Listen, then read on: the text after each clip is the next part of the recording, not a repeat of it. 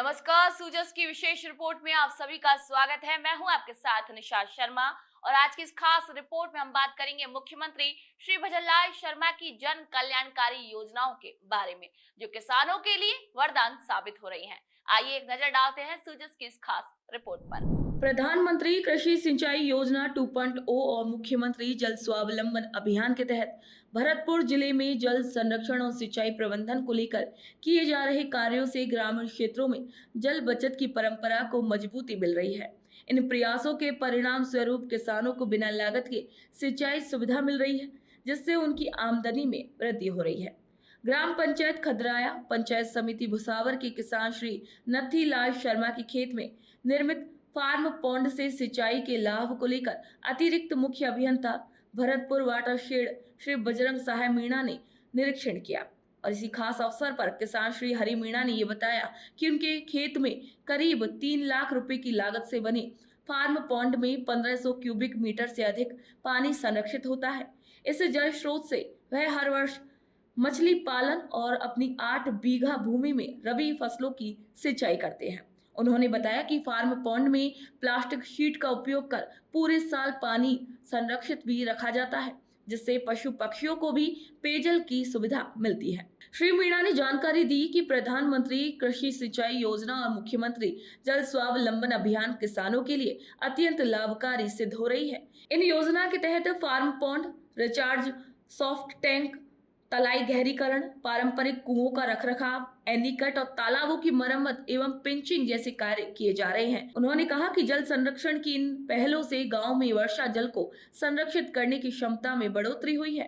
परिणाम स्वरूप वनस्पति विकास को भी बल मिला है और स्थानीय पर्यावरण संरक्षण में सकारात्मक प्रभाव भी देखने को मिला है। गौरतलब है कि एमजेएसए योजना के तहत गाँव का पानी गाँव में, इसकी अवधारणा को साकार करने के लिए हर गांव में जल स्रोतों का जीर्णोद्धार और संरक्षण किया जा रहा है, जिससे ग्रामीण जीवन और कृषि और पर्यावरण तीनों को लाभ मिल रहा है। इनमें इनका उपयोग मेन है कि आजकल वाटर लेवल इतना नीचे चला गया कि पानी उपलब्ध नहीं हो पा रहा किसानों को सिंचाई के लिए।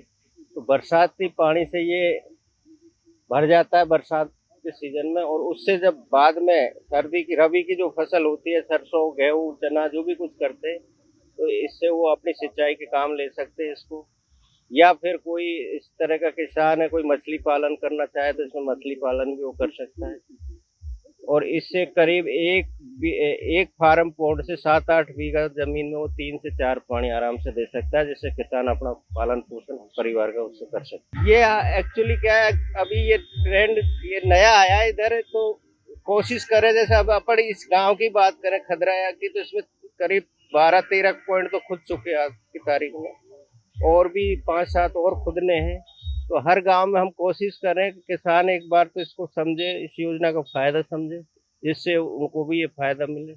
तो कोशिश करते हैं कि किसान को जब तक नहीं, क्यों खेत इसमें करीब 9 से 10 बिस्वा जमीन इसमें उसकी कवर हो जाती है। तो हम ये चाहते हैं कि वो किसान समझे और उनको इसके बारे का लाभ का पता चले, और जिससे वो अपना फायदा उठा सके। इसके भरने के क्या क्या साधन है सर?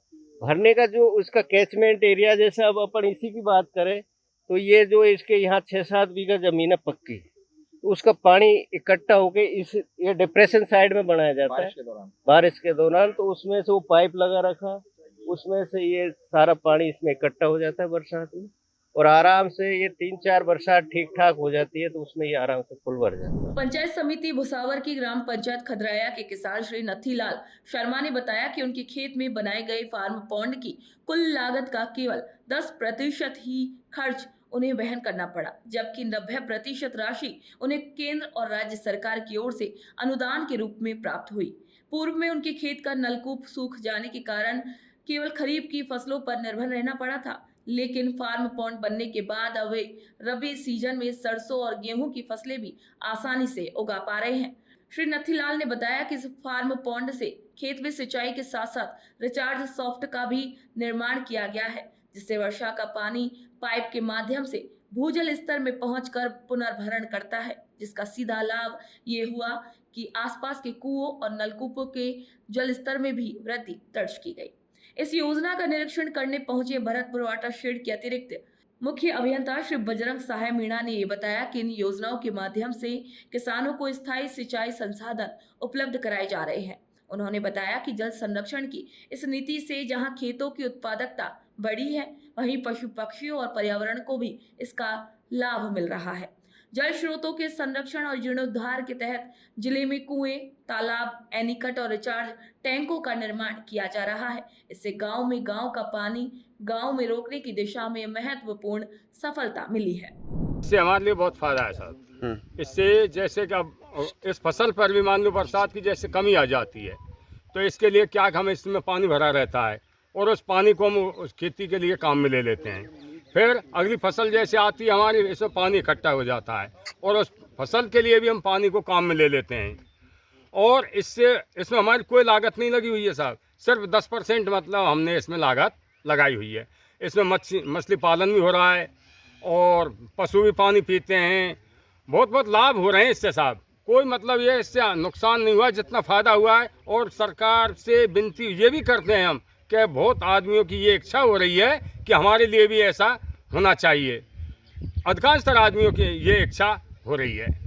यहाँ ट्यूबवेल में पानी नहीं है आसपास? पानी नहीं है साहब, पानी बहुत कमी आ गई है। बरसात का पानी इकट्ठा हो जाता है और उसी से खेती बाड़ी को सींच रहे हैं हम। सरकार का बहुत एहसान मानते हैं कि उन्होंने इस योजना को चलाया है और इस योजना से जो भी लाभ मिला है उसके लिए हम बहुत बधाई देते हैं साहब। आप सभी को बता दें कि फार्म पॉन्ड निर्माण पर सरकार किसानों को 1,35,000 रुपए की सब्सिडी दे रही है। इस योजना के तहत व्यक्तिगत और सामूहिक रूप से फार्म पॉन्ड बनवाने के लिए किसान के पास 3,000 वर्ग मीटर जमीन होना अनिवार्य है। वहीं संयुक्त खरीदारी होने पर खुद के हिस्से में 3,000 वर्ग मीटर जमीन होने पर एक ही खसरे में अलग अलग स्थान पर 2 फार्म पॉन्ड बनवा सकते हैं। इन दोनों ही पॉन्ड के बीच का गैप 50 फीट होना चाहिए। फार्म पॉन्ड का निर्माण कराने वाले किसान को सरकार की गाइडलाइन का भी पालन करना होगा। जैसे फार्म पॉन्ड निर्माण कार्य खेत के निचले हिस्से में करना होगा, जहां पानी इकट्ठा होता हो और पर्याप्त कैचमेंट एरिया हो। पानी आने और अधिक जल होने पर निकासी की व्यवस्था भी करनी होगी। इसके अलावा सड़क किनारे से 50 फीट की दूरी पर ही निर्माण कराना होगा। फार्म पॉन्ड का आकार 400 से 1200 घन मीटर होना चाहिए और सुरक्षा के लिए चारों तरफ तारबंदी या फिर पक्की दीवार होनी चाहिए। फार्म पॉन्ड बनाने पर ढलान भी जरूरी है। इसके बाद प्रशासनिक मंजूरी जारी होने के 60 दिनों के भीतर ही फार्म पॉन्ड का निर्माण करना होगा। अनुदान पहले आओ पहले पाओ के आधार पर ही दिया जाएगा। इसके अलावा फार्म पॉन्ड पर चेतावनी बोर्ड भी लगाना अनिवार्य होगा। कच्चे फार्म पॉन्ड पर लघु सीमांत और अनुसूचित जाति और अनुसूचित जनजाति के किसानों को लागत का 70% यानी कि 73,500 रुपये और अन्य किसानों को लागत का 60% यानी कि 63,000 रुपये का अनुदान दिया जाता है। प्लास्टिक लाइनिंग फार्म पॉन्ड पर लघु सीमांत और अनुसूचित जाति अनुसूचित जनजाति के किसानों को लागत का 90% यानी कि 1,35,000 रुपये और अन्य किसानों को लागत का 80% यानी कि 1,20,000 रुपये का अनुदान दिया जाता है। वही फार्म पॉन्ड से सिंचाई के लिए फव्वारा या फिर ड्रिप सिंचाई संयंत्र लगाना जरूरी है। इस योजना के लिए जरूरी दस्तावेजों के साथ आवेदन करना होगा। राजस्थान में मुख्यमंत्री श्री भजनलाल शर्मा के नेतृत्व में चल रही सरकार की जन कल्याणकारी योजनाओं से प्रदेश के विभिन्न वर्गों को, विशेषकर किसानों, मजदूरों, महिलाओं और युवाओं को बड़ा लाभ मिल रहा है। आपको बता दें कि मुख्यमंत्री जी की संवेदनशील सोच और जनहित की भावना के चलते प्रदेश में समावेशी विकास की राह प्रशस्त हो रही है। राज्य सरकार का लक्ष्य विकसित एवं अग्रणी राजस्थान को साकार करना है और इसी के लिए सरकार लगातार हर वर्ग को ध्यान में रखते हुए योजनाएं चला रही है। खास तौर पर किसानों के लिए उठाए गए कदमों ने उन्हें आर्थिक रूप से सशक्त बनाने की दिशा में एक मजबूत आधार दिया है। तो सुजस खास रिपोर्ट में फिलहाल इतना ही। फिर आप सभी से मुलाकात होगी नई खबर, नई जानकारी के साथ। तब तक के लिए नमस्कार।